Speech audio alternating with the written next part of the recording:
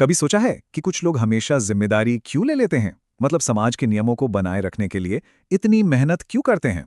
आज हम एक ऐसी ही पर्सनैलिटी टाइप को समझने वाले हैं जिन्हें समाज की रीढ़ की हड्डी भी कहा जाता है, ESTJ, यानी कि द एग्जीक्यूटिव। तो चलिए सीधा इनकी मानसिकता में उतरते हैं।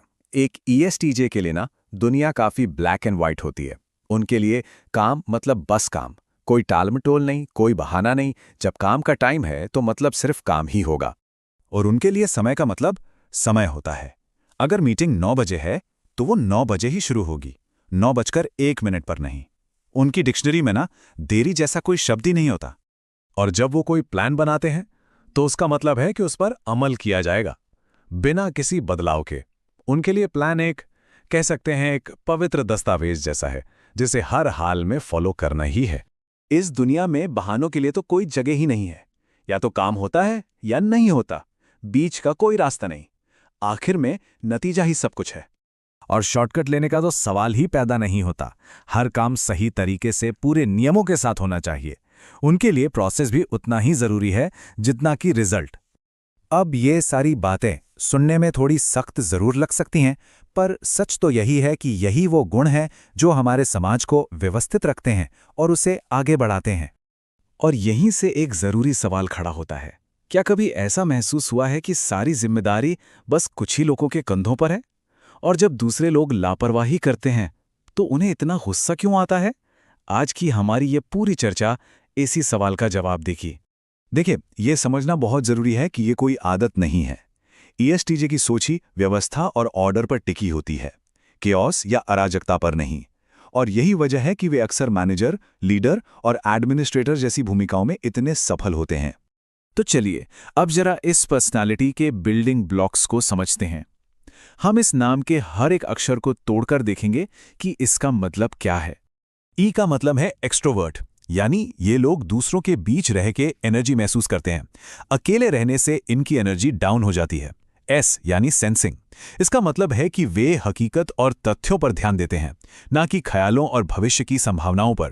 टी यानी थिंकिंग, मतलब ये अपने फैसले इमोशंस के बजाय तर्क और लॉजिक के आधार पर लेते हैं।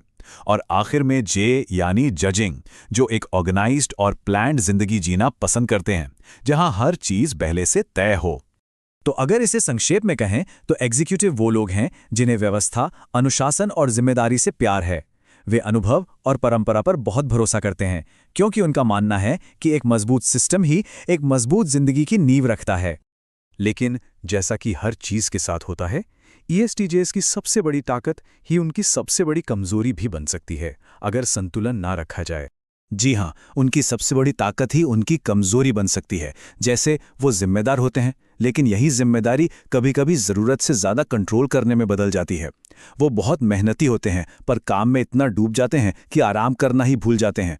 उनकी सीधी और खरी खरी बात दूसरों को कठोर या कहें तो बॉसी लग सकती है, और उनका ऑर्गेनाइज स्वभाव उन्हें बदलाव का विरोधी बना सकता है।